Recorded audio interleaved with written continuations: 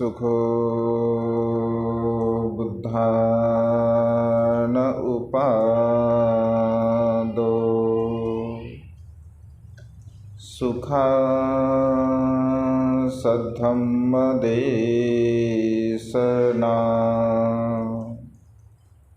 सुखा संघससामग्गी समगानं तपो सुखो। विश्ववंदनीय विश्वशांतीदूत प्रज्ञाशील समाधीचे उद्गाता महान करुणावान करुणेचा सागर तथागत सम्यक संबुद्ध तथागतांचा पावन पवित्र सद्धम्म, त्या सद्धम्माचा सातत्याने प्रचार आणि प्रसार करणारा सदा पूजनीय भिक्खू संघ, बुद्ध धम्म आणि संघ या महान तीन रत्नाची आम्हा सर्वांना माहिती करून देणारे, आम्हा सर्वांचा आधारस्तंभ भारतीय घटनेचे शिल्पकार बोधिसत्व गुणपेतंग डॉक्टर बाबासाहेब आंबेडकर यांच्या धम्मक्रांतीमध्ये शेवटच्या श्वासापर्यंत समर्पित राहतो। आज या वर्षावासाच्या पवित्र कालखंडामध्ये सुजाता बुद्धविहार एन13मधील सर्व श्रद्धासंपन्न उपासक उपासिका आपणा सर्वांच्या प्रती अनंत अनंत मंगलकामना मंगलमैत्री भावना व्यक्त करतो। त्याचप्रमाणे सातत्याने प्युरिटी ऑफ माइंड या चॅनलच्या द्वारा धम्मदेशना श्रवण करणारे सर्व श्रद्धासंपन्न उपासक उपासिका यांच्याही प्रती अनंत अनंत मंगलकामना मंगलमैत्री भावना व्यक्त करून आज या मंगलमय प्रसंगी आपणा सर्वांच्या हितासाठी सुखासाठी आणि कल्याणासाठी तथागतांच्या धम्मदेशनीला प्रारंभ करतो। या वर्षावासाच्या पवित्र अशा कालखंडामध्ये तथागतांच्या वेगवेगळ्या सिद्धांताला अनुसरून आपण देशना श्रवण करत आहात। मानवी मनाला सुखाच्या मार्गाकडे घेऊन जाण्यासाठी तथागतांचा हा पवित्र सद्धम्म आपल्याला सहाय्य ठरत असतो। यापूर्वीच्या देशनेमध्ये आपण प्राण्यांच्या गुणाच्या संदर्भामध्ये, कारण भगवंताचा हा जो धम्म आहे तर व्यावहारिक धम्म आहे, म्हणजे मनुष्याचं जे जीवन आहे तर सर्वांगीण रूपाने मनुष्याच्या जीवनाला विकसित करण्यासाठी या सृष्टीमध्ये असणारे सर्वच सजीव प्राणी असतील, झाडं असतील, या सर्वांकडून आपल्याला काही ना काही शिकायला मिळत असतं। कारण शिकणारा व्यक्ती कोणत्याही व्यक्तीकडून, कोणत्याही वस्तूकडून, कोणत्याही प्राण्याकडून तो शिकत असतो। आणि विशेष रूपाने भगवंत असे म्हणतात की प्रत्येक प्राण्यामध्ये काही चांगल्या प्रकारचे गुण असतात, तर ते गुण आपण आपल्या जीवनामध्ये आत्मसात केले पाहिजे। आणि त्यामुळे उपमा कथा हा जो मिलिंद प्रश्नामधील अत्यंत महत्त्वपूर्ण असा भाग आहे, त्यामधील उपमा कथा आपण बघत आहोत। म्हणजे प्राण्याकडून सुद्धा आपल्याला काहीतरी शिकण्यासारखं आहे। आपल्या भोवताल राहणारा जो प्राणी असतो त्या सर्वच प्राण्यापासून भगवंताने सांगितलं की जे ज्ञानी लोक आहेत ते विद्वान लोक आहेत। तसं तर हे जे गुण आणि दोष, म्हणजे जे काही गुणांचं वर्णन भगवंताने केलं, तर धुतांग धारण करून जे भिक्षू अरहंतपदाला प्राप्त झालेले असतात, म्हणजे अरहंतामध्ये हे सर्व प्रकारचे गुण असावे असं भगवंताने म्हटलं आहे। मग ज्या व्यक्तींना दुःखमुक्तीच्या मार्गाकडे जायचं आहे किंवा ज्या व्यक्तींना असं वाटतं की माझं जीवन दुःखमुक्त झालं पाहिजे, तर त्या व्यक्तीने या बुद्ध तत्त्वज्ञानाचं आत्मसात करून तशा प्रकारे आपण जीवन जगण्याचा प्रयत्न केला पाहिजे। तर आज या प्रसंगी आपण कासवाचे 5 गुण ज्ञानी मनुष्यामध्ये, प्रज्ञावान मनुष्यामध्ये, बुद्धिवान मनुष्यामध्ये असावे असं भगवंताने सांगितलं आहे। ज्यांना असं वाटतं की सुखपूर्वक जीवन जगलं पाहिजे, तर त्या मनुष्यांनी या सद्गुणाला धारण केलं पाहिजे असं भगवंताने म्हटलं आहे। कासव माहीत आहे तुम्हाला? एक नाही, बऱ्याच लोकांना माहीत आहे कासव। अनेक लोक, तसं कासव फार दुर्मिळ आहे, म्हणजे सहजासहजी ते दिसत नसतात, पण कासव सर्वांना माहिती आहे. म्हणजे कासव खातातसुद्धा अनेक लोक, पण ते दुर्मिळ आहे, म्हणजे मिळत नाही आहे. तर या प्राण्यामध्ये सुद्धा भगवंत असे म्हणतात की 5 गुण असे असतात की जे मनुष्याने धारण केले पाहिजे. बरं, तुम्हाला तुमच्या बुद्धीनुसार कोणता कासवामध्ये असा गुण आहे की जे तुम्हाला वाटतो की कासव असा आहे, किंवा कासवामध्ये काय असतं, काय क्वालिटीज आहे, किंवा काय दिसतं तुम्हाला? हां, कासवाचं जे कवच असतं ते अत्यंत मजबूत असते. ओके, आणखी? यस, हा अत्यंत महत्त्वपूर्ण गुण आहे बघा, आहे की नाही? म्हणजे कासवाला अगदी चाहूल जरी लागले, आहे की नाही, मनुष्याची चाहूल जरी लागले तर ते संपूर्ण शरीर आपलं आतमध्ये घेऊन टाकतं, आहे की नाही? हा एक अत्यंत महत्त्वपूर्ण गुण आहे. तर असे जनरली आपल्याला दिसण्यासारखे गुण असतात. तर 5 गुण आपण आजच्या देशनेमध्ये बघणार आहोत. तर कासव हा जो प्राणी आहे तर जलचर प्राणी आहे, की नाही, म्हणजे पाण्यामध्ये तो सदा सर्व काळ राहणारा प्राणी आहे. हा त्याच्यामध्ये म्हणजे महत्त्वपूर्ण असा गुण आहे, तो पाण्याच्या बाहेर अधिक काळ राहू शकत नाही, आहे का? तो पाण्यामध्येच राहत असतो.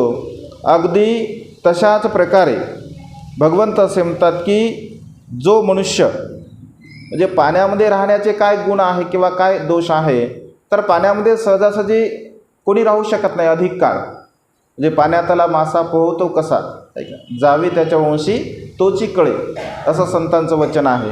म्हणजे पाण्यातला मासा कसा पोहतो असं जर आपण विचार केला तर आपण सांगू शकत नाही की पाण्यातला मासा कसा पोहू शकतो, ऐक नाही.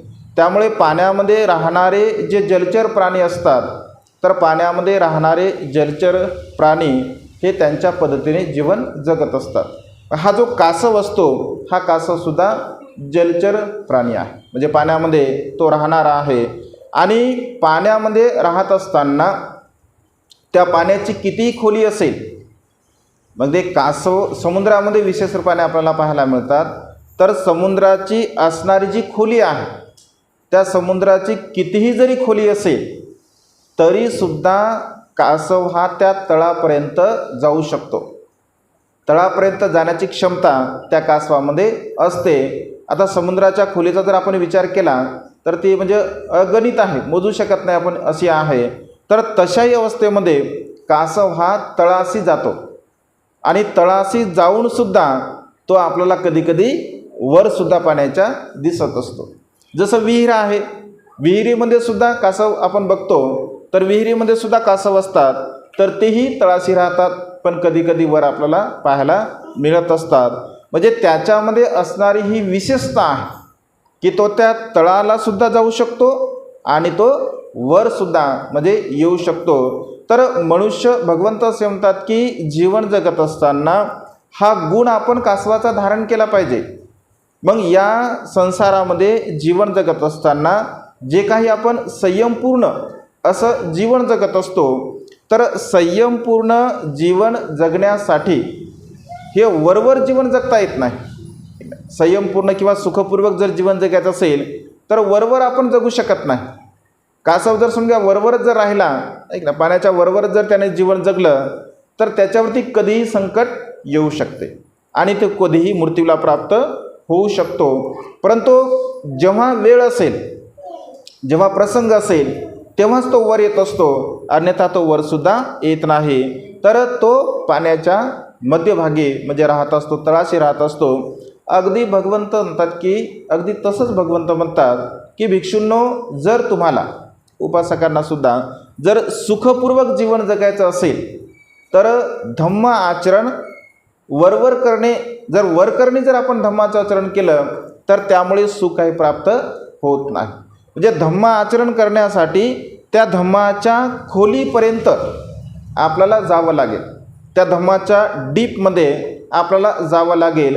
जर धम्माच्या खोलीमध्ये आपण जात असेल, धम्माला जाणत असेल, समजून घेत असेल आणि त्यानुसार जर आपण आपलं जीवन जगण्याचा प्रयत्न करत असेल तर नक्कीच त्याचा लाभ आपल्याला होत असतो. बाह्यकरणी जसं धम्माचं आचरण आहे, बाह्यकरणी बघा धम्माचं आचरण कसे लोक करतात, जसं आता आपण व्यवहारामध्ये पाहतो. एक उदाहरण म्हणून समजा, तसं पांढरी साडी घालणं चांगलंच आहे म्हणजे असं काही वाईट नाही आहे. पण तसं धम्माचं आचरण म्हणून आपण पांढऱ्या साड्या घालतो. एक लोक अनेक घालतात. पांढरी साडी म्हणजे धार्मिकता आहे किंवा धम्म आचरण म्हणून एक पांढरी साडी आपण घालत असतो. त्याच्यानंतर पुन्हा धम्माचं आचरण म्हणून आणखी लोक गळ्यामध्ये सुद्धा, जसं की पूर्वीच्या जर समजा महिला जर बघितल्या विशेष रूपाने, तर काळे मणी म्हणजे वापरायच्या, काळ्या मण्याचे दागिने वापरत असत. तसं आजही वापरतात बहुतांश महिला. तर मग काळे मणी जसे गुलामगिरीचं प्रतीक आहे, काळं आहे, चांगलं नाही आहे, अशुभ आहे, किंवा काही कोणी लोकांना शुभ वाटतं. तर काही लोक आता जसं सुज्ञ झाले तर ते सोडून देतात. मग वरकरणी धम्माचं आचरण कसं असतं बघा. तर आता काही महिला पांढरे मणी वापरतात. मणी तेच आहे, फक्त कलर त्याचा चेंज झालेला आहे. जर समजून घ्या म्हणजे थोडंफार मग पैसा पाणी जर असेल समजा आपल्याकडे किंवा पैसे असतील, तर पांढऱ्या मण्याच्या ऐवजी मग आपण सोन्याचे मणी बनवतो. मग काही मला सोन्याचे मणी वापरतात. जर समजा अधिक चांगलं असेल, आपलं वेल सेटल असेल, चांगले घरचे लोक असतील, तर मग आपण आता पुन्हा धम्मचक्रसुद्धा बनवत असतो. ऐका, धम्मचक्रसुद्धा म्हणजे अनेक महिला म्हणजे घालत असतात. तर मणिमंगळसूत्र म्हणून किंवा एक दागिना म्हणून सुद्धा अशा प्रकारचं वरवर आपण आचरण करतो. जसं पुरुष लोक किंवा मुलं विशेष रूपाने टी शर्ट वापरतात, तर त्या टी शर्टवरती मग बाबासाहेबांचा फोटो असतो, ऐक ना, किंवा बुद्धांचं फोटो असतो, किंवा अशोक चक्र असतं, ऐक ना. आता साडीवरती मला वाटतं की अशोक चक्र म्हणजे त्या पदरावरती की नाही, अशोक चक्रासुद्धा मागं खूप निर्माण झाली होती की साड्यांचे जे काठ आहे तर त्या काठावरती अशोक चक्र असायचं. तर ह्या वेगवेगळ्या गोष्टी आपल्याला पाहायला मिळतात. म्हणजे वरकरणी धम्माचं आचरण आहे. आता वास्तविक पाहता काळे मणी घातले काय आणि पांढरे मणी घातले काय आणि हिरवे मणी घातले काय आणि तांबडे मणी घातले काय, त्या मण्याचा आणि सुखाचा काय संबंध आहे? काही संबंध नाही आहे. दागिना हा आपल्या सौंदर्याला वाढवण्यासाठी फक्त त्याचा उपयोग होत असतो. दागिन्याचा दुसरा कोणत्याही प्रकारचा उपयोग नाही आहे. तुम्ही चक्र घातलं काय किंवा काही दुसरं अन्य वस्तू घातली काय, तर त्याचा आणि सुखाचा काही एक संबंध नाही आहे. दागिना हा आपलं सौंदर्य वाढवण्यासाठी फक्त त्याचा उपयोग होत असतो. आणि त्यामुळे जनरली महिला दागिने घालतात. म्हणजे महिला आजच दागिने घालतात असं आहे का? दागिने घालण्याची ही परंपरा अगदी 2600 वर्षापूर्वीची आहे. जर लेण्यांमध्ये जर आपण गेलो तर त्या स्त्रियांच्या अंगांवरती दागिने म्हणजे अत्यंत सुंदर अशा प्रकारचे दागिने आपल्याला पाहायला मिळतात. माता विशाखानं तर 9 करोड रुपयाचा माता विशाखेच्या अंगामध्ये गळ्यामध्ये हार होता. तर दागिने घालणे ही परंपरा आहे. पण वरकरणी आचरण कशा प्रकारचं, म्हणजे वरकरणी लोक अशा प्रकारचं आचरण करताना आपल्याला पाहायला मिळत असतात. आता तर मुलांमध्ये तर खूपच म्हणजे एक फॅड तयार झाली. हातावरती गोंदतात ते म्हणजे अशोक चक्र गोंदतात, किंवा बुद्धाचं स्टॅच्यूसुद्धा हातावरती कोरत आहेत मुलं. बाबासाहेबांचा स्टॅच्यू हातावरती कोरतात, अशोक चक्र कोरतात. तर हे तर म्हणजे चांगलं तर बिलकुलच नाही आहे. हे केवळ आणि केवळ विद्रुपीकरण आहे. आता तुम्ही ज्या बुद्धांचा फोटो हातावरती जर समजा त्याला गोंदून घेतलं, हातावरती गोंदून घेतल्यानंतर तुम्ही काय प्राण्यांची हिंसा नाही करणार का? तुम्ही काय चोरी करणार नाही का? तुम्ही काय मारामाऱ्या करणार नाही का? तुम्ही काय अकुशल कर्म करणार नाही का? तुम्ही काय खोटं बोलणार नाही का? तुम्ही काय नशापतन करणार नाही का? मग जर समजा अशा प्रकारचं अकुशल तुमचं आचरण असेल तर बुद्धाला हातावर करून काय फायदा आहे? बुद्धाला कपाळावर करून काय फायदा आहे? बुद्धाला टी शर्टवर ठेवून काय फायदा आहे? म्हणजे कोणत्याही प्रकारचा उपयोग होणार नाही. तर वरकरणी आम्ही कसे बौद्ध आहोत, ऐक ना, किंवा वरकरणी आम्ही कशा प्रकारे धम्माचं आचरण करतो असं एक दाखवण्याचा प्रयत्न अलीकडच्या काळामध्ये आपल्याला पाहायला मिळतो. परंतु वास्तविक पाहता सिम्बॉल तर निश्चितपणे असावा, कारण बुद्धिझम हा सिम्बॉलिक आहे. सिम्बॉल असलाच पाहिजे. परंतु त्या सिम्बॉलचा जो उपयोग आहे तर तो त्या वेळेपर्यंत ठीक आहे, त्या वेळेपर्यंत त्या काळापर्यंत ठीक आहे. परंतु त्याचा अतिरेक मात्र होऊ नये. त्याचा अतिरेक मात्र होऊ नये. जसं बुद्धांचा आपण फोटो टी शर्टवरती ठेवतो किंवा शर्टवरती ठेवतो, तर धुताना त्याला काय करतो आपण? सांगा तुम्ही. धुताना काय करतो? त्याला एकदम असं कुचून टाकतो आपण धुताना. म्हणजे किती अपमान आहे भगवंताचा, किती अपमान आहे. जे आपलं श्रद्धास्थान आहे, जे आपलं उच्च स्थान आहे, बुद्ध बाबासाहेब आपले उच्च स्थानी आहेत, आणि उच्च स्थानी असताना आपण जर तशा प्रकारचं म्हणजे विद्रुपीकरण करत असेल तर हे मात्र संयुक्तिक नाही आहे. तर हे कुठंतरी ह्या छोट्या मोठ्या गोष्टी रोखल्या पाहिजे. आचरणिक दृष्टिकोनातून बाबासाहेबांना जेव्हा प्रश्न केला गेला, म्हणजे श्याम हॉटेलमध्ये बाबासाहेब जेव्हा नागपूरला होते, तर तेव्हा बाबासाहेबांना पत्रकाराने प्रश्न केला की डॉक्टर बी आर आंबेडकर, आता तुम्ही म्हणजे हिंदू धर्माचा त्याग करताय आणि बौद्ध धर्माचा तुम्ही स्वीकार करत आहात, तर मग बौद्ध धर्माचा स्वीकार करत असताना आता या बौद्धांची ओळख काय करणार तुम्ही, म्हणजे काय कसे ओळखायचे बौद्ध, कारण मनुष्य तर सर्वसारखेच आहे. मनुष्य जर सर्वसारखे असताना मग नेमके बौद्ध व्यक्ती कोण आहेत हे कसं ओळखावं आपण. जसं मुस्लिम बांधव त्यांच्या दाढीवरून किंवा त्यांच्या पेहरावरून समजा ओळखता येतो, जसं शीख बांधव आहे की नाही त्यांच्या पेहरावरून ओळखता येतो, हिंदू बांधव समजा त्यांच्या पेहरावरून ओळखायला येतो, तर मग बौद्ध बांधव कसा ओळखावा, त्याचा काय पेहराव असेल. तर तेव्हा बाबासाहेब असं म्हणतात की ज्यांच्या चालण्यामध्ये संयम असेल, ज्यांच्या बोलण्यामध्ये संयम असेल, ज्यांच्या वागण्यामध्ये संयम असेल, ज्यांच्या आचरणामध्ये संयम असेल, म्हणजे आचरणावरून तो स्पष्टपणे असं जाणवलं पाहिजे की हा खरोखर बौद्ध व्यक्ती आहे. म्हणजे तो खोटं बोलत नसेल, तो निंदानास्ती करत नसेल, तो चहाडीचुगली करत नसेल, तो व्यर्थ बडबड करत नसेल, तो नशापतन करत नसेल, म्हणजे अत्यंत चारित्र्य संपन्न जर तो व्यक्ती असेल तर आपण समजावं तो व्यक्ती बौद्ध आहे. मग तो कोण्या जातीचा आहे, कोण्या धर्माचा आहे, कोण्या पंथाचा आहे, कोण्या वंशाचा आहे, याचा आणि त्याचा काही संबंध नाही आहे. जो मनुष्य शीलाचं पालन करतो तो बुद्ध तत्त्वज्ञानाचं आचरण करणारा मनुष्य हा बुद्धाला मानणार आहे, बुद्धाला फॉलो करणार आहे, मग तो कोणी असो. आणि कोणीही जर शीलाचं आचरण करत असेल तर तो बुद्धिस्ट आहे किंवा बुद्ध आहे, म्हणजे बुद्धिस्ट आहे असं आपण म्हणू शकतो. आणि त्यामुळे आचरणिक दृष्टिकोनातून भगवंत असे म्हणतात की वरकरणी जीवन जगत असताना आपल्याला कोणत्याही प्रकारचा लाभ होत नाही, तर आपल्याला धम्म आचरण करत असताना आपल्या सुखाला त्या धम्म आचरणाचा पाया आपण समजला पाहिजे. धम्म आचरणाचा पाया जर आपला सुखाच्या मार्गाचा असेल तर निश्चितपणे त्याचा लाभ आपल्या जीवनामध्ये होत असतो. आणि त्यामुळे कासवाचा हा गुण आपण धारण केला पाहिजे की कासव हा डीपपर्यंत म्हणजे खाली तळापर्यंत त्या ठिकाणी राहून आपलं जीवन यापन करतो. अगदी धम्माच्या बाबतीमध्ये सुद्धा आपण वरकरणी न आचरण करता अगदी डीपमध्ये धम्माचं आचरण करण्याचा प्रयत्न केला पाहिजे. हा एक गुण आपण कासवाचा अंगीकार केला पाहिजे, त्याला धारण केलं पाहिजे. आणि त्यानंतर भगवंत असे म्हणतात की मग कशा प्रकारचं आपण आचरण केलं पाहिजे, कोणतं आचरण केलं पाहिजे. तर एका तत्वामध्ये या ठिकाणी सांगितलं आहे की जसं आपल्या मनामध्ये क्रोधाची भावना असते, आपल्या मनामध्ये वैरत्वाची भावना असते, आपल्या मनामध्ये मीपणा असेल, अहंपणा असेल, गर्व असेल, या सर्व प्रकारच्या विकारांना आपण नष्ट करण्याचा प्रयत्न केला पाहिजे. आणि सकल मनुष्य प्राण्यांच्या प्रती आपल्या चित्तामध्ये मनामध्ये मंगल मैत्रीची भावना आपण सदा सर्व काळ केली पाहिजे. म्हणजे मैत्री भावना हा जो सद्गुण आहे तो अत्यंत महत्त्वपूर्ण आहे. एकमेकांच्या प्रती जी सद्भावना असते, मैत्री भावना असते, आपुलकी असते, जिव्हाळा असतो, हा जिव्हाळासुद्धा ही आपुलकीसुद्धा असणं अत्यंत गरजेचं आहे. म्हणजे सदा सर्व काळ आपण मैत्रीमध्ये राहण्याचा प्रयत्न केला पाहिजे. आणि जो मनुष्य सदा सर्व काळ मैत्रीमध्ये राहतो तर साहजिक आहे त्याच्या मनातलं जे वैरत्व आहे, त्याच्या मनातली जी द्वेष भावना आहे, रागाची भावना आहे, तर ती पूर्णपणे नष्ट होऊ शकते. तर हा पहिला गुण आपण कासवाचा अंगीकार केला पाहिजे. त्यानंतर दुसरा गुण भगवंत असे म्हणतात की कासवामध्ये हा दुसरा गुण अत्यंत महत्त्वपूर्ण आहे.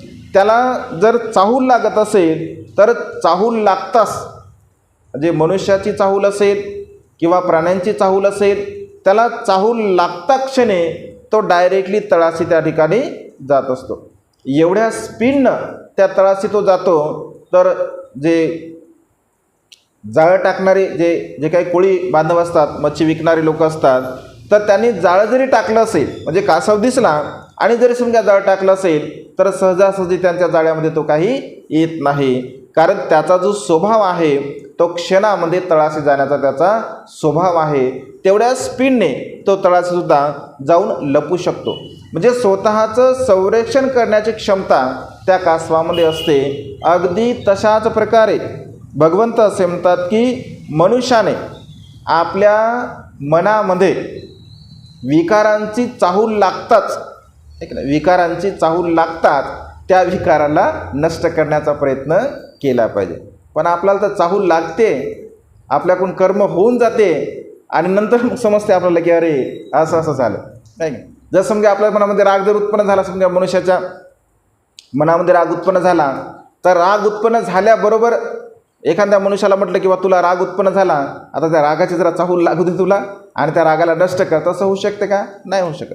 राग उत्पन्न होतो आपल्या मनामध्ये, द्वेष उत्पन्न होतो आपल्या मनामध्ये, आणि राग उत्पन्न झाला, द्वेष उत्पन्न झाला तर त्या रागाच्या भरामध्ये मनुष्य कर्मसुद्धा करून टाकतो. एकदा रागामध्ये एखादी म्हणजे थापड मारली म्हणा, किंवा रागामध्ये एखाद्या हत्याराने मारले म्हणा, तर रागाने मनुष्य मारतो आणि राग पूर्णतः निघून गेल्यानंतर रागाने ते कर्म होऊनही जातं, आणि होऊन गेल्यानंतर मग मनुष्याला कधी कधी पश्चाताप होते, म्हणते की अरे रे हे कर्म मी उगाच केलं, हे कर्म मी करायला पाहिजे नव्हतं. तर भगवंत असे म्हणतात की कर्म होऊन गेल्यानंतर काय उपयोग आहे? तर जेव्हा आपल्या चित्तामध्ये राग उत्पन्न होतो, द्वेष उत्पन्न होतो, मोह उत्पन्न होतो, त्याची चाहूल आपल्याला लागत आहे. जसं समजून घ्या, पूर्वीच्या काळामध्ये लोक असं म्हणायचे की शरीराने जर समजा अशी चाहूल दिली की ताप वगैरे आला, समजा तर थोडंसं डोकं दुखणे म्हणा किंवा थोडंसं शरीरामध्ये अशक्तपणा येते, तर अशा प्रकारचे आता असं वाटतं की आपल्याला आता ताप वगैरे येऊ शकते, तर जुने लोक असं म्हणायचे की लगेच त्याचा रोगप्रतिकारक जी औषधी आहे तर त्याला तात्काळ आपण ग्रहण केली पाहिजे.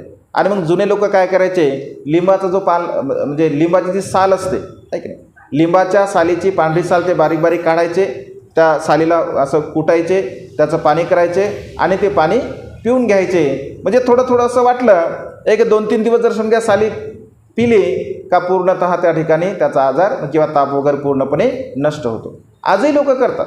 म्हणजे शरीरामधला जर समजा आजार जात नसेल आपला, म्हणजे खूपच आपण गोळ्या घेत आहोत, हे घेत आहोत, तर शरीरातला जर आजार जात नसेल आहे का, त्याला आपण ताप वारंवार येते असं म्हणतो, तर लिंबाची म्हणजे अत्तर साल, आतमधली साल जी पांढरी साल असते, त्या पांढऱ्या सालीचं जर समजा थोडंसं रस करून जर आपण पिला तर कितीही डीप आपल्या ताप असेल तर ती पूर्णपणे नष्ट होत असते. हे आयुर्वेदिक उपचार आहे. तर अशा प्रकारचे जुने लोक करायचे. तर म्हणजे आपल्या शरीरामध्ये जी चाहूल लागते आपल्याला, त्याला भगवंतांनी व्यायाम असं म्हटलं आहे. चित्ताचा व्यायाम भगवंताने सांगितलं आहे की नाही. सम्यक व्यायामामध्ये आर्य अष्टांगिक मार्गामध्ये सम्यक व्यायाम भगवंताने सांगितला, त्याला चित्ताचा व्यायाम असं म्हटलं आहे. व्यायाम जसं शरीर सुदृढ बनवण्यासाठी, बलवान बनवण्यासाठी जसं मनुष्य व्यायाम करत असतो, अगदी मनाला बलवान बनवण्यासाठी मनाचा सुद्धा भगवंताने व्यायाम सांगितला. मग भगवंतांनी 4 प्रकारचे व्यायाम सांगितले, ज्याला 4 प्रकारच्या चित्त वृत्ती असं म्हटलं आहे. वृत्ती म्हणजे स्वभाव, वृत्ती म्हणजे स्वभाव, चित्तामध्ये उत्पन्न होणारा स्वभाव हा 4 प्रकारचा असतो. जसं एखादा कुशल विचार म्हणजे चांगला विचार आपल्या मनामध्ये जर उत्पन्न झाला तर मनुष्याला समजलं पाहिजे, त्याची स्मृती तेवढी जागरूक असली पाहिजे की या क्षणी आता माझ्या चित्तामध्ये हा कुशल विचार उत्पन्न झालेला आहे. असं जर मनुष्य जाणत असेल, समजून घेत असेल की या क्षणी माझ्या चित्तामध्ये आता कुशल विचार उत्पन्न झालेला आहे, असा विचार जर त्याने समजून घेतलं, जाणून घेतलं, तर तो एक प्रकारे चित्ताचा व्यायाम करतो असं म्हटलेलं आहे. म्हणजे तो जागरूक आहे की या क्षणी आता माझ्या चित्तामध्ये चांगल्या प्रकारचा विचार उत्पन्न झालेला आहे, आणि चांगल्या प्रकारचा विचार उत्पन्न झालेला आहे असं जर त्याला वाटलं आणि पुन्हा जर त्याने आणखी व्यायाम करण्याचा प्रयत्न केला, तर मग तो विचार करतो की या क्षणी आता माझं चित्त प्रसन्न आहे, आनंदी आहे, चांगलं आहे, तर मग या प्रसंगी मी चांगल्या प्रकारचं कुशल कर्म केलं पाहिजे, मी पुण्यकर्म केलं पाहिजे, कारण आता सध्या माझं चित्त चांगलं आहे, माझं चित्त प्रसन्न आहे. मग प्रसन्न असेल तर मी ती शिलाचं पालन केलं पाहिजे, प्रसन्न असेल तर मंगलमैत्रीची भावना केली पाहिजे, प्रसन्न असेल तर मी दानपुण्य केलं पाहिजे, प्रसन्न असेल तर मी थोडी आनापानसतीची भावना केली पाहिजे, आता माझं चित्त प्रसन्न आहे तर मी थोडी विपश्यना भावना केली पाहिजे. म्हणजे अशा प्रकारे माझं चित्त प्रसन्न आहे, आनंदी आहे, तर या आनंदी चित्ताने मी कुशल कर्म केले पाहिजे, मी पुण्यकर्म केले पाहिजे, अशी भावना जर मनुष्याच्या मनामध्ये तो निर्माण करत असेल तर तो दुसऱ्या प्रकारचा व्यायाम करत असतो. कुशल विचार उत्पन्न होणे एक प्रकारे, आणि त्या कुशल विचाराला वाढवणे, त्याला विकसित करणे, त्या कुशल विचाराद्वारा एखादं चांगलं कर्म करणे, हा दुसऱ्या प्रकारचा व्यायाम आपण करत असतो.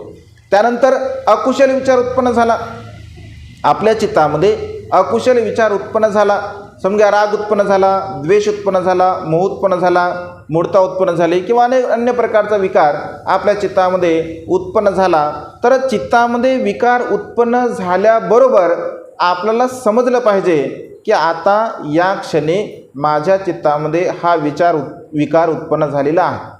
मग राग उत्पन्न झाला असेल, द्वेष उत्पन्न झाला असेल, मोह उत्पन्न झाला असेल, तर असं जो मनुष्य जाणतो की आता या क्षणी मला राग आलेला आहे, असं जर तो जाणत असेल तर समजून घ्या तो त्या ठिकाणी आपल्या चित्ताचा व्यायाम करत आहे. परंतु असं होत नाही.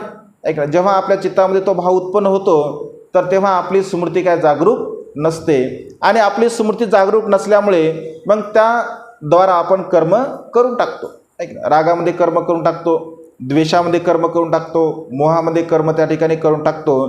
पण भगवंत असे म्हणतात की व्यायाम करणारा मनुष्य, स्मृतिवान मनुष्य, जसं ध्यान साधना करणारा मनुष्य, जर समजा त्याचे डोळे जर लागत असतील, डोळे जर लागत असतील तर तो त्याचा एका क्षणामध्ये त्याला असं वाटतं अरे माझे डोळे लागत आहे, लगे मग तो सतर्क होतो आणि पुन्हा आनापानसतीची भावना करतो.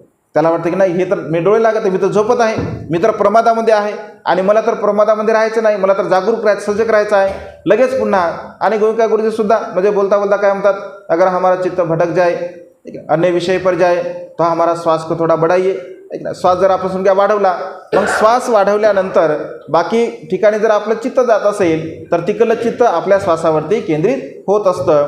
म्हणजे आपल्या चित्तामध्ये उत्पन्न होणारा जर विकार असेल, प्रमाद असेल, तर त्याला जर आपण सतर्कतेने जाणलं की या क्षणी माझ्या चित्तामध्ये हा राग उत्पन्न झालेला आहे, मग हा राग उत्पन्न झाला तर मी जाणलं, तर मग त्याला काय करायचं, तर त्याला वाढवायचं का नाही, तर या रागाला मी कमी केलं पाहिजे, या रागाला मी म्हणजे संयमित ठेवण्याचा प्रयत्न केला पाहिजे. आणि या उत्पन्न झालेल्या रागाद्वारा, द्वेषाद्वारा किंवा मोहाद्वारा माझ्याकडून कोणत्याही प्रकारचं अकुशल कर्म झालं नाही पाहिजे. काही लोक राग जर आला समजून घ्या तर शांत बसून जातात, काहीच बोलत नाहीत. लोक मग प्रतिक्रिया लोक देतात की रागामध्ये काही वाईट कर्म होण्यापेक्षा आपलं शांत राहिलेलं बरं. म्हणजे काही लोक शांत राहून घेतात आणि काही लोक त्याची प्रतिक्रिया त्या ठिकाणी व्यक्त करत असतात. तर व्यक्त करण्यापेक्षा शांत राहिलेलं चांगलं. कधी काही लोक शांत राहतात, जास्त शांत राहणं पण चांगलं नाही. लोक शांत राहतात, ऐकलं, शांत राहतात, बोलत नाहीत आणि एक दिवस असा निर्णय घेऊन टाकतात का सगळ्याला थक्क करून टाकतात. ऐक नाही, हे असं शांत राहणं काही कामाचं नाही. ऐक ना, व्यक्त झालं पाहिजे, ऐक ना, बोललं पाहिजे. काही लोकांचं तसंच असतं, काहीच बोलत नाहीत आणि मग लोक असं म्हणतात की काहीच बोलायचं नाही, काही सांगायचं नाही, काही म्हणायचं नाही, लगेच मग कोणी विषप्राशन करून टाकतं, ऐक ना, कोणी आत्महत्या करून टाकते किंवा कोणी काही प्रकारचं अकुशल कर्म करून टाकते. तर असंही बरं नाही. आपण आपल्या मनामध्ये जे भाव असतात त्याला व्यक्त पण केलं पाहिजे. असे म्हणजे वाईट विचार आपल्या चित्तामध्ये आपण कधी निर्माण केले नाही पाहिजे. कारण मनुष्याचं जीवन हे अत्यंत दुर्लभ आहे. अनंत पुण्य केल्यानंतर, जसं कासवाचं उदाहरण म्हणून आपण सांगतोय, तर असं म्हटलं आहे की अनेक कल्पापर्यंत तो कासव त्या समुद्राच्या वर यावा. एक लाकूड असावं आणि त्या लाकडाला एक छोटंसं छिद्र असावं आणि ते लाकूड त्या समुद्रामध्ये तरंगत असावं. तर तो त्या लाकडाला असणारं छिद्र आणि वर येणारा जो कासव, तो कासव वर आल्यानंतर जर त्या लाकडाच्या छिद्रामध्ये जर त्या कासवाचं डोकं गेलं, इम्पॉसिबल आहे का, शक्य आहे का जाणं? म्हणजे लाकूड त्या समुद्रावर तरंगत आहे, कुठेही जाणार आहे. कासव महासमुद्रामध्ये आहे आणि तो डोकं त्याचं त्या लाकडाच्या छिद्रामध्ये यावं. किती कठीण गोष्ट आहे, ऐक, कठीण गोष्ट आहे. कारण तो येईल कधी वर, तो लाकूड कधी बरोबर तिथंच येईल. बरं, लाकूड आला बरोबर त्या छिद्रावर त्याचं डोकं येईल आणि वर येईल. भगवंत असे म्हणतात की भिक्षूंनो, ही गोष्ट शक्य तुम्हाला वाटते का? तर भिक्षू म्हणतात की नाही भगवान, हे तर अत्यंत कठीण आहे. अगदी मनुष्याचं जीवनसुद्धा असंच आहे. म्हणजे त्या कासवाने वर यावं, त्या लाकडाने तिथं यावं आणि त्या छिद्रामध्ये डोकं टाकावं. जेवढी कठीण गोष्ट आहे, अगदी तेवढीच कठीण गोष्ट मनुष्याचा जन्म लाभणे आहे. म्हणजे सहजासहजी सोपी गोष्ट नाही आहे. की मनुष्याचा जन्म आपल्याला प्राप्त झाला अत्यंत कठीण गोष्ट आहे. मग भगवंत असे म्हणतात की एवढं कठीण गोष्ट आहे, एवढं पुण्यकर्म कुशलकर्म करून जर आपल्याला मनुष्याचा जन्म लाभला आहे, तर मग या मनुष्य जन्मामध्ये आपण कसं जगलं पाहिजे, किती चांगलं जगलं पाहिजे, किती संयमशील जगलं पाहिजे, किती प्रेमाने जगलं पाहिजे, किती मैत्रीने जगलं पाहिजे आणि आपल्या संपूर्ण विकाराला आपण नष्ट करण्याचा प्रयत्न केला पाहिजे. तर अगदी अशाच प्रकारे जसं कासव त्याला चाहू लागल्याबरोबर शत्रूंची तो पूर्णपणे समुद्राच्या तळाशी जात असतो, अगदी तशाच प्रकारे ज्ञानी मनुष्य, प्रज्ञावान मनुष्य आपल्या चित्तामध्ये उत्पन्न होणाऱ्या विकाराची चाहू लागता क्षणी त्या विकाराला नष्ट करण्याचा प्रयत्न करत असतो. प्रयत्न त्याने केला पाहिजे. हा दुसरा गुण मनुष्याने कासवाचा धारण केला पाहिजे. त्यानंतर तिसरा गुण आहे, कधीकधी असं म्हटलं आहे की कासव हा पाण्याच्या बाहेर येऊन शरीराला सुकवत असतो. अनेक दिवस, अनेक महिने, अनेक वर्ष तो कासव त्या समुद्रामध्ये राहत असतो. तर कधीकधी त्याला जर असं वाटलं की आपण शरीराला आपल्या सुकवावं, तर तो अशा प्रसंगी म्हणजे वर येतो की त्या प्रसंगी त्याला कोणत्याही प्रकारचा तिथे धोका नसेल, कोणत्याही प्रकारे त्याच्या शरीराला धोका नसेल, अशा प्रसंगी तो त्या जमिनीवरती येतो आणि आपल्या शरीराला तो त्या उन्हामध्ये सुकवत असतो. हा त्याच्यामधला सुद्धा अत्यंत महत्त्वपूर्ण असा गुण आहे. मग मनुष्याने काय धारण केलं पाहिजे, तर भगवंत असे म्हणतात की अगदी उत्साहपूर्वक मनुष्याने आपले जे क्लेश आहे अगदी उत्साहपूर्वक, कारण समुद्राच्या तळापासून वर येणे, वर येऊन पुन्हा बाहेर येणे आणि बाहेर येऊन आपल्या शरीराला सुकवणे ही काय साधी आणि सोपी गोष्ट नाही. त्याच्यासाठी त्या कासवासाठी अत्यंत कठीण गोष्ट आहे ती. त्याच्यामध्ये तो उत्साह असला पाहिजे, त्याच्यामध्ये ते प्रयत्न असले पाहिजे आणि प्रयत्न असतील, उत्साह असतील तर ते कार्य तो करू शकतो. अगदी तशाच प्रकारे भगवंत असे म्हणतात की ज्ञानी मनुष्याने, प्रज्ञावान मनुष्याने सदा सर्व काळ जागरूक असलं पाहिजे. बसताना जागरूक असलं पाहिजे, बोलताना जागरूक असलं पाहिजे, ऐकताना जागरूक असलं पाहिजे, झोपताना जागरूक असलं पाहिजे, चर्चा करताना जागरूक असलं पाहिजे. म्हणजे आपल्या जीवनामध्ये असणारी प्रत्येक हालचाल किंवा प्रत्येक मुमेंटला आपण सदा सर्व काळ जागरूक राहण्याचा प्रयत्न केला पाहिजे. आपण जर जागरूक असेल, सतर्क असेल, आपण स्मृतिवान असेल, कारण आपल्या चित्तामध्ये कधी कोणता विकार उत्पन्न होईल किंवा कधी कोणता विचार मनुष्याच्या चित्तामध्ये निर्माण होईल हे आपण काही सांगू शकत नाही. कधी कोणताही विचार उत्पन्न होऊ शकतो, कारण मनुष्याच्या चित्ताचा काही भरोसा नाही आहे, मनुष्याच्या मनाचा काही भरोसा नाही आहे. कधीही कोणताही विचार त्याच्या चित्तामध्ये उत्पन्न होऊ शकतो. तर या उत्पन्न होणाऱ्या क्लेशांना, उत्पन्न होणाऱ्या दोषाला आपल्याला उत्साहपूर्वक, प्रयत्नपूर्वक नष्ट करण्याचा प्रयत्न केला पाहिजे. आणि उत्साह जर आपल्या चित्तामध्ये असेल, एक ना, प्रयत्न करण्याची भावना जर आपल्या मनामध्ये असेल, आपल्या चित्तामध्ये असेल, तर त्या विकाराला आपण नष्ट करू शकतो, त्या विकाराला आपण कमी करू शकतो. आपल्यामध्ये जर उत्साह नसेल, आपल्यामध्ये जर उत्साह नसेल, आपण जर असं म्हणत असेल, जुने लोक असं म्हणायचे, ऐक ना, मन आहे दे रे हरी पलंगावरी, करायचं काहीच नाही आहे आणि सगळं काही मला पलंगावरती पाहिजे असं आहे. आपण जर म्हटलं मी काहीच करत नाही, मी अगदी घरी राहतो आणि मला सुखपूर्वक जीवन जगता आलं पाहिजे, म्हणजे घरी आपण राहत आहे. आता घरी गेल्यानंतर मी घरीच आहे, मी प्राण्यांची हिंसासुद्धा करत नाही, मी घरी आहे, मी चोरीसुद्धा करत नाही, मी तर चार भिंतीच्या आतमध्ये आहे, मी व्यभिचार पण करत नाही, मी खोटं पण बोलत नाही, कारण मी कोणासोबत चर्चा करत नाही, मी नशा पण पतन करत नाही. मग अशा प्रकारचा जीवन जगणारा मनुष्य समजून घ्या.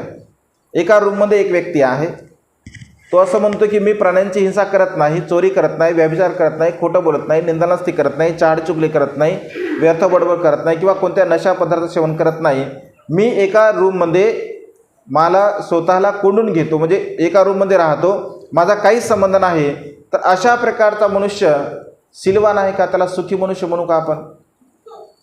तो प्राण्यांची हिंसा पण करत नाही, तो तर चोरी पण करत नाही, तो तर अकुशल कर्म करत नाही, मग तो तर शिलाचं पालन करतोय ना, करतोय ना का नाही? जे रूममध्ये जरी तो राहत असेल ऐका, तो रूममध्ये जरी राहत असेल तर त्याला शिलाचं पालन नाही म्हणू शकत आपण, कारण त्याने जर स्वतःला कोणून घ्या, आता कैदी आहे समजा, 4 भिंतीच्या आतमध्ये समजा एखाद्या कैद्याला शिक्षा दिली आणि तो म्हणजे अनेक वर्षापर्यंत त्या कारागृहामध्ये राहत आहे, तिथे त्याला कुठलं कर्म करायला मिळणार आहे? मग तो काय शिलवान मनुष्य आहे का? नाही आहे. तर भगवंत असे म्हणतात की शांत राहणे म्हणजे शिलाचं पालन करणे असं नाही आहे. तर प्रॅक्टिकली त्याचं आचरण, त्याचं अनुसरण आपण केलं पाहिजे.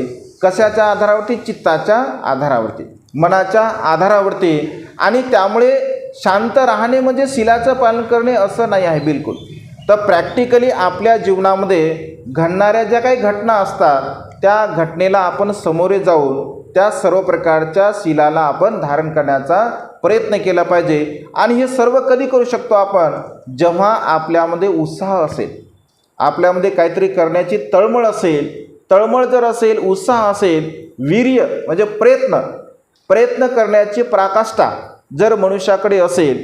भगवंत असे म्हणतात, सिद्धार्थ गौतम या म्हणजे ध्यान साधना करत असताना पळून जाण्यापेक्षा या संग्रामामध्ये, या युद्धामध्ये मला मरण आलं, मृत्यू आला तरी हरकत नाही, परंतु हे या युद्धापासून किंवा या संग्रामापासून मी प्रवृत्त होईल किंवा पळून जाईल असं माझ्या मनाला पडण्यासारखी गोष्ट नाही आहे. म्हणजे संसारामध्ये जीवन जगत असताना प्रयत्न करणं खूप गरजेचं आहे. व्यवहारामध्ये सुद्धा आपण म्हणतो, संसारिक जीवनामध्ये अनेक प्रकारच्या अडीअडचणी असतात, अनेक प्रकारचे दुःख असतात, अनेक प्रकारचे संकट असतात.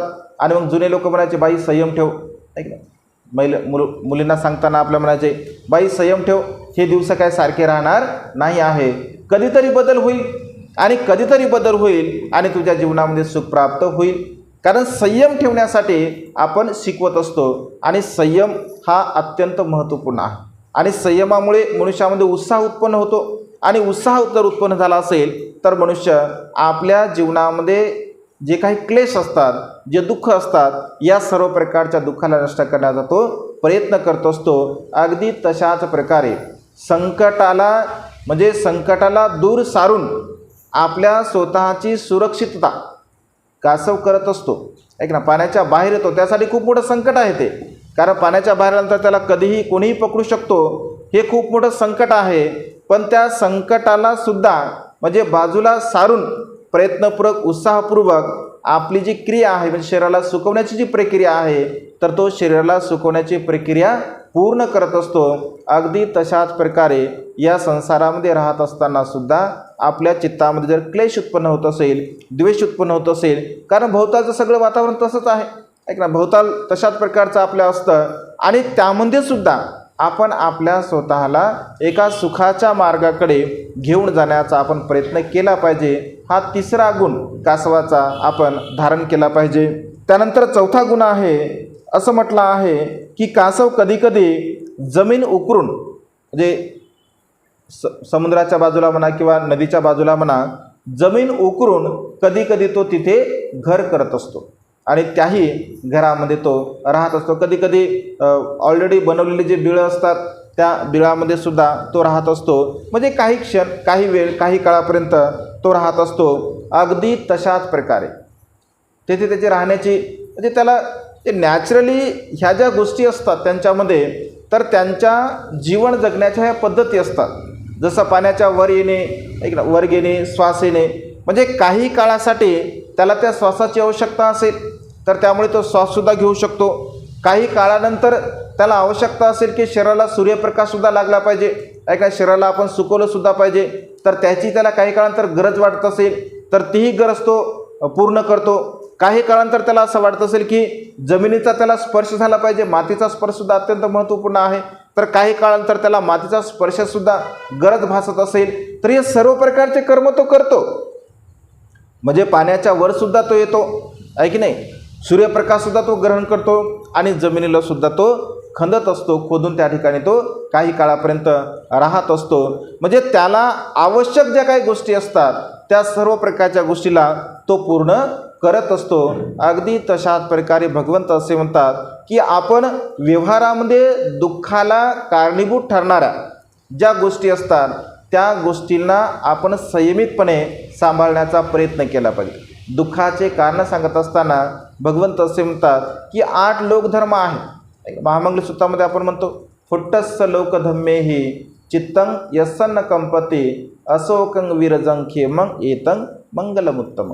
फुट्टस्स लोक म्हणजे 8 प्रकारचे लोकधर्म आहे जे मनुष्याच्या जीवनामध्ये दुःख उत्पन्न करण्यासाठी सहाय्यक ठरत असतात. लोकधर्म म्हणजे व्यावहारिक धर्म, लोकांच्या प्रत्येक मनुष्यांच्या जीवनामध्ये घडणारा जो धर्म आहे त्याला लोकधर्म असं म्हटलं आहे. त्याच्या 4 जोड्या आहेत. जसं सुख आहे, दुःख आहे, सुखही आहे आणि दुःखसुद्धा आहे.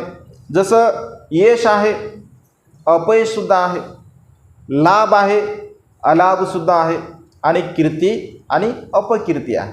कधी कधी मनुष्य सुखीसुद्धा असतो, कधी कधी मनुष्याचा सन्मान होतो, सत्कार होतो, लाभ होतो आणि मग त्या लाभाला त्यांनी सांभाळलं पाहिजे, त्या सत्काराला त्यांनी सांभाळलं पाहिजे, त्या सन्मानाला त्याने सांभाळलं पाहिजे.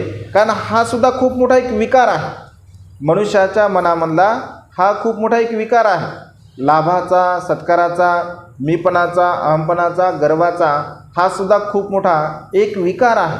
या विकाराला सुद्धा मनुष्याला सांभाळता आलं पाहिजे. त्याची जर तीव्रता अधिक झाली तर त्या ठिकाणी तो मनुष्याला नष्ट करतो, म्हणजे दुःख उत्पन्न करतो. जसं आपण जर समजा असा मनामध्ये विचार केला की माझा सन्मान झाला पाहिजे, एक उदाहरण म्हणून समजा माझा सन्मान झाला पाहिजे असं जर एखाद्या मनुष्याला वाटत असेल आणि समजा हुकून चुकून त्याचाच सन्मान होणं राहून गेलं.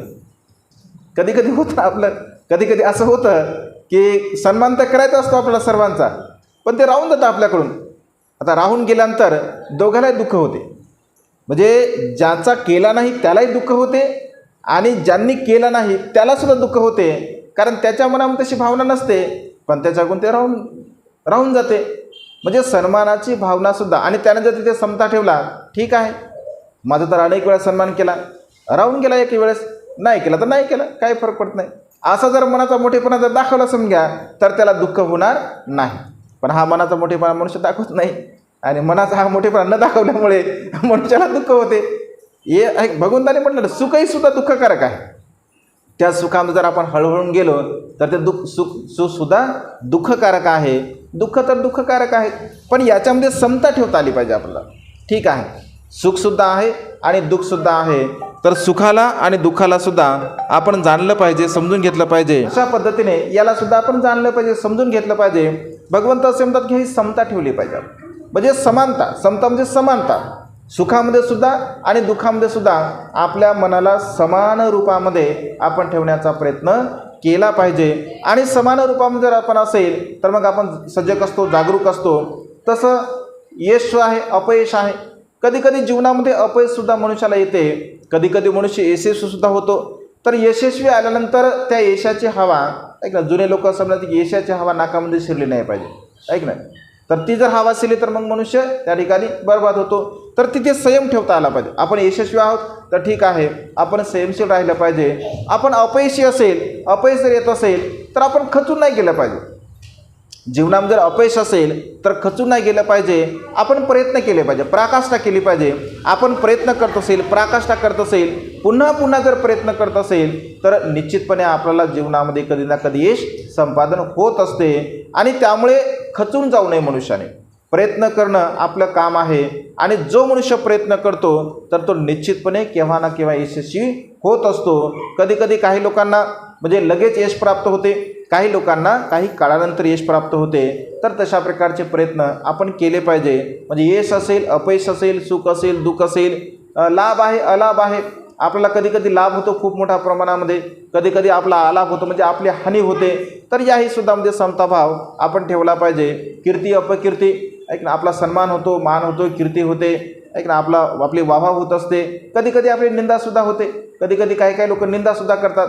भगवंत असे म्हणतात की या जगामध्ये असं कोणीच नाही आहे, या जगामध्ये असा कोणताही व्यक्ती नाही आहे की ज्याची मनुष्याने निंदा केली नाही.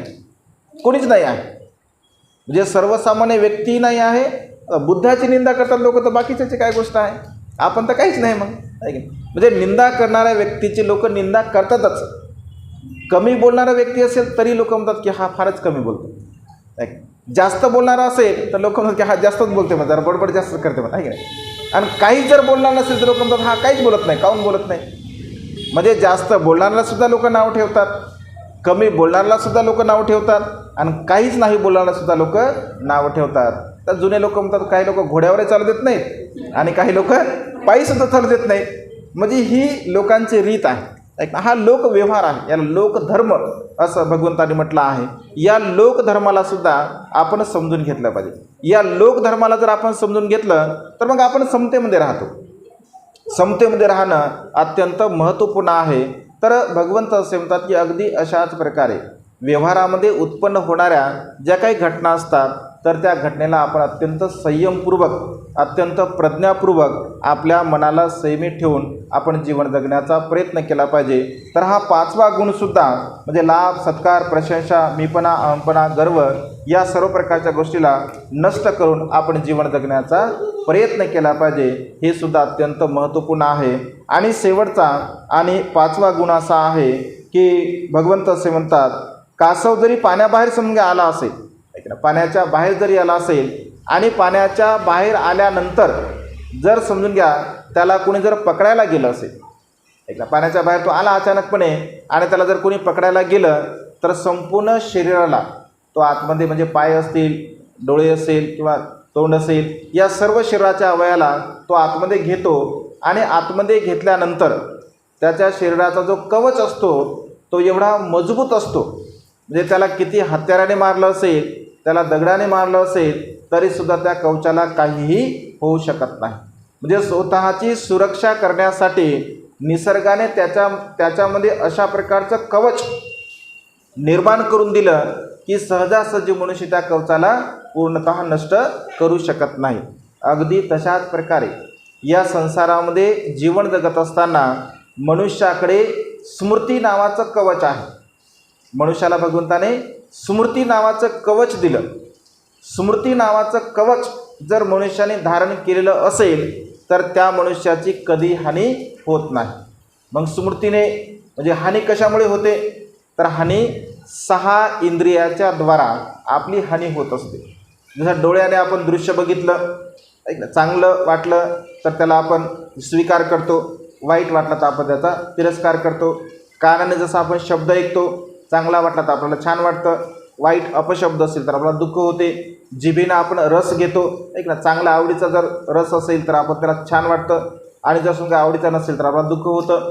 गंध जर आपण घेत असेल, चांगला गंध असेल तर छान वाटतं, दुर्गंध असेल तर आपल्याला दुःख होतं. स्पर्श आहे, स्पर्श सुखद असेल तर छान वाटतं, दुःखद असेल तर दुःखकारक वाटतं. तर हे जे 5 इंद्रिय आहे, भगवंत असे म्हणतात की या 5 इंद्रियाच्या द्वारा उत्पन्न होणाऱ्या ज्या प्रक्रिया आहेत तर त्या प्रक्रियेच्या द्वारा आपण स्मृतीचं कवच धारण केलं पाहिजे. स्मृतिवान असलं पाहिजे, जागरूकपणे स्मृतिवान राहून. जसं आपल्या कानावरती शब्द पडला तर शब्द पडल्यानंतर चांगला आहे किंवा वाईट आहे हे कोण ठरवतं? मन ठरवतं. आणि मनामध्ये जर स्मृती मनुष्य जागरूक असेल, मनामध्ये विचार उत्पन्न झाला आणि स्मृतीचं जागरूक असेल तर त्या ठिकाणी तो विचार करेल, अपशब्द कोणी बोलले ना माझ्याप्रती तर ठीक आहे, माझं काही चुकलं असेल म्हणून मला लोक अपशब्द बोलतात तर मी चुकलं नाही पाहिजे असा तो विचार करेल. स्तुतीचे चांगले शब्द पडले तर तो असा विचार केले, ठीक आहे मी चांगलं केलं असेल म्हणून चांगले म्हणजे माझ्याविषयी असं प्रकारचं बोलत असतील. तर इथे सुद्धा मनुष्याने जाणलं पाहिजे, समजून घेतलं पाहिजे की या स्पर्शाला, या गंधाला, या रूपाला, या रसाला जर मनुष्याला जाणता आलं, समजून घेता आलं किंवा त्याच्यामध्ये स्मृतिभाव त्याला जर ठेवता आला तर नक्कीच मनुष्य तो सुद्धा सुखाला प्राप्त होऊ शकतो. कारण आपल्या दुःखाचं कारण हे आपले 6 इंद्रिय आहे, 7वं इंद्रिय नाही. आपल्या मनुष्याच्या दुःखाचं कारण हे फक्त 6 इंद्रिय आहे. आपल्या दुःखाचं कारण आपले डोळे आहे, आपल्या सुखाचं कारणसुद्धा आपले डोळे आहे, आपल्या दुःखाचं कारण आपले कान आहे, आपल्या सुखाचं कारणसुद्धा आपले कान आहे, आपल्या सुखाचं कारण आपले जीभ आहे, रस आपण घेतो तो सुद्धा सुखाचं कारण आहे, तो सुद्धा दुःखाचं कारण आहे. आपण गंध घेतो ते सुद्धा सुखाचं कारण आहे, दुःखाचं कारण आहे. स्पर्श घेतो म्हणजे हे 6 इंद्रिय जर आहे समजून घ्या. कारण आपण जर रस घेत असेल, जिभेचा आपण चांगला रस घेत असेल चांगली भाजी झाली तर छान वाटते, वा वा आज खूपच चांगली भाजी बनवली म्हणतो. आणि भाजी जर समजा तिखट झाली, खरड झाली किंवा भाजी चव बरोबर नाही झाली तर काही काही मनुष्याला तर एवढा राग असतो, बिलकुल भाजी खात नाही. ते जास्तच रागिष्ट मनुष्य असेल तर तूच काय म्हणतात, फेकून जातात समोर करतात आहे की का. जिभेची चोचली असतात, जिभेची चव असते. तर इथे सुद्धा आपण समताभाव ठेवला पाहिजे, इथे सुद्धा जाणलं पाहिजे. तर मनुष्याचा स्वभाव स्मृती जर जागरूक असेल तर तो विचार करेल की नाही ठीक आहे, समजून घेईल. तो शब्द तसंच आहे, ऐक ना, कानावर एखादा शब्द पडला, अपशब्द बोलला तर तो जाणत असेल. गंधसुद्धा मनुष्याला गंधसुद्धा दुःख निर्माण करून देऊ शकतो. ऐक ना, जो आपण गंध घेतो त्यामुळे सुद्धा मनुष्याला दुःख होते. जर समजून घ्या, एखादा दुर्गंधयुक्त पदार्थ आपल्या समोर जर समजा आपल्याला दिसला, एका क्षणामध्ये आपल्या चित्तामध्ये राग उत्पन्न होतो, द्वेष उत्पन्न होतो. आपण लगेच रागाने म्हणतो की कुणी टाकलं असेल हे, आणि एक शब्द अपशब्द बोलून सुद्धा टाकतो. कुणी जर समजा काही टाकलं असेल तिथं लगेच म्हणजे राग, दुर्गंध पाहिल्याबरोबर आपल्या चित्तामध्ये अकुशल भाव, वाईट विचार उत्पन्न होतो. चांगला गंध जर असेल तर एकदम प्रसन्नता वाटते आपल्याला. फुलाचा गंध आपण घेतला गंध तर एकदम छान वाटतं आपल्याला आणि प्रसन्नता वाटते की नाही खूप चांगल्या प्रकारचा गंध आहे. म्हणजे हे दुःखाचे आणि सुखाचे कारण सुद्धा आहे. याच्या व्यतिरिक्त दुःखाचं आणि सुखाचं कारण नाही आहे. भगवंत असे म्हणतात की हे 5 इंद्रिय आणि या 5 इंद्रियाला कंट्रोल करणारं 6वं मनोइंद्रिय, चांगलं आणि वाईट ठरवण्याचं काम मन करत असते. तर या मनोइंद्रियावर सुद्धा आपण संयम ठेवण्याचा प्रयत्न केला पाहिजे. आणि यावरती कधी संयम ठेवतो मनुष्य, जर तो स्मृतिवान असेल तर, तो जागरूक असेल तर, तो सतर्क जर असेल तर. जागरूक असणारा मनुष्य, सतर्क असणारा मनुष्य. आणि म्हणून भगवंत असे म्हणतात अगदी त्या कासवाप्रमाणे जशी त्याला चाहूल लागता क्षणी तो आपल्या शरीराला सुरक्षित ठेवत असतो, अगदी तशाच प्रकारे मनुष्याच्या मनामध्ये या 6 इंद्रियाच्या द्वारा जे काही अकुशल विचार उत्पन्न होत असतील तर त्या अकुशल विचाराला आपल्या स्मृतीच्या द्वारा आपण पूर्णतः जागरूक ठेवण्याचा प्रयत्न केला पाहिजे. आणि जो मनुष्य स्वतःला जागरूक ठेवतो, संयमशील राहतो, तर तो मनुष्य निश्चितपणे सुखाला प्राप्त होऊ शकतो. तर अशा प्रकारे भगवंताने कासवाचे 5 गुण आपण आपल्या जीवनामध्ये धारण केले पाहिजे. आणि ते जर आपण ते गुण जर धारण करत असेल तर नक्कीच आपल्या जीवनामध्ये आपण सुद्धा सुखाच्या मार्गाकडे वाटचाल करू शकतो. आजच्या या मंगलमय प्रसंगी अधिक न बोलता आपणा सर्वांच्या हितासाठी, सुखासाठी आणि कल्याणासाठी एवढी धम्मदेशना देऊन ही देशना संपन्न करतो. सर्वांचं मंगल हो, सर्वांचं कल्याण हो, सर्वांना दीर्घायुष्य लाभो.